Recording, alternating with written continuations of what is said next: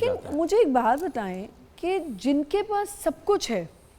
ایک بات سنیں نا، اگر چلے میرے پاس نہیں ہے اور میرے سامنے اگر دکھاوا ہو رہا ہے، یا مجھے یہ آپ نے ہی فرمایا تھا کہ جو انسان جس دوسرے کے پاس وہ چیز نہیں ہے تو اس کے سامنے اس کا دکھاوا بھی مت کرو، اس کے دل دکھانے کے لیے ہو سکتا ہے وہ حسد کی جلن سے دیکھے یا وہ کچھ بھی ہو سکتا ہے۔ اب جس کے پاس ہے مفتی صاحب، میں ایسے لوگوں کو چاہتی ہوں، فیملی کے ارد گرد ہی لوگ آپ کے مل جاتے ہیں، آپ کو اپنی سراؤنڈنگز میں بہت کچھ ہے، بھرے ہوئے ہیں سب کچھ، پھر بھی دوسرے کو مل جاتا ہے تو وہ برداشت نہیں ہوتا، اس کی کیا وجہ ہے؟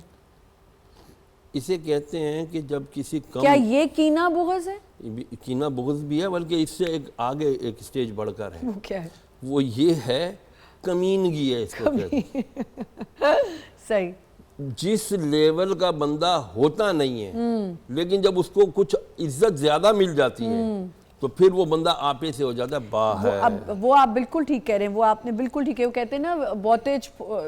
تھوڑے بہتا پہ جائے تو وہ بڑھ جاتا ہے نا، وہ کیڑی نو ٹھوٹا دریا کہتے ہیں نا پنجابی میں، تھوڑے بہتا پہ جائے تو وہ تو پاگل ہی ہو جاتا ہے نا انسان۔ میرے اب کچھ اور مطلب ہے، ایک آلریڈی بہت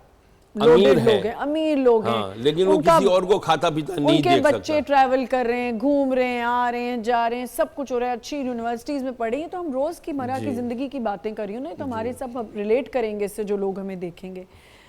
اب اگر وہی چیز کوئی دوسرا بندہ کر لے، آپ کا ملنے والا ہے یا آپ کا کوئی فیملی فرینڈز ہے یا رشتہ دار ہے، وہ ہضم نہیں ہوتا۔ بھئی آپ اس میں کیوں جل رہے ہیں؟ آپ کو تو اللہ نے بہت نوازا ہے۔ وہ یہ سمجھتا ہے کہ یار یہ جو دوسرا ہے نا، یہ میرا مقابلہ کر رہا ہے، اچھا، امارت دکھا رہا ہے مجھے، کہ مطلب وہ آگے نہ بڑھے، وہ آگے نہ بڑھے، بس پیچھے رہ جائے۔ یہ ہم دیکھیں، معذرت کے ساتھ مجھے لیکن کہنے دیجئے، ہمارا جو مین اسٹریم میڈیا ہے نا، جس میں ہم بھی اس وقت بیٹھے ہوئے ہیں، ہمارے ڈرامے، ہماری پکچرز، یہ ہمیں ایسی چیزیں دکھا کے نا ہمارے اندر وہ چیز پیدا کر رہی ہوتی ہے، بالکل کرتے ہیں۔ جہاں بہت ساری سائنس کی تحقیقات ہوتی ہیں، اس میں آج تک ایک چیز سائنس اس کے اوپر کچھ بھی نہیں کر سکی ہے، وہ یہ کہ جو نبی نے فرمایا نا کہ حسد نیکیوں کو اس طرح کھا جاتا ہے جیسے آگ سوکھی لکڑیوں کو کھا جاتی ہے۔ اب جب سوکھی لکڑی کو آگ جلاتی ہے نا تو وہ جو خاک بنتی ہے نا، خاک، راکھ جس کو ہم بولتے ہیں راکھ، وہ راکھ کسی کام کی نہیں ہوتی ہے، وہ ریسائیکل بھی نہیں ہو سکتی، وہ کسی اور کام میں استعمال بھی نہیں ہو سکتی، یعنی وہ بالکل ہی بیکار ہو جاتی ہے۔ تو اندازہ لگائیے کہ حضور نے کیسی تشبیہ دی ہے کہ یہ جو تمہاری حسد ہے نا، حسد،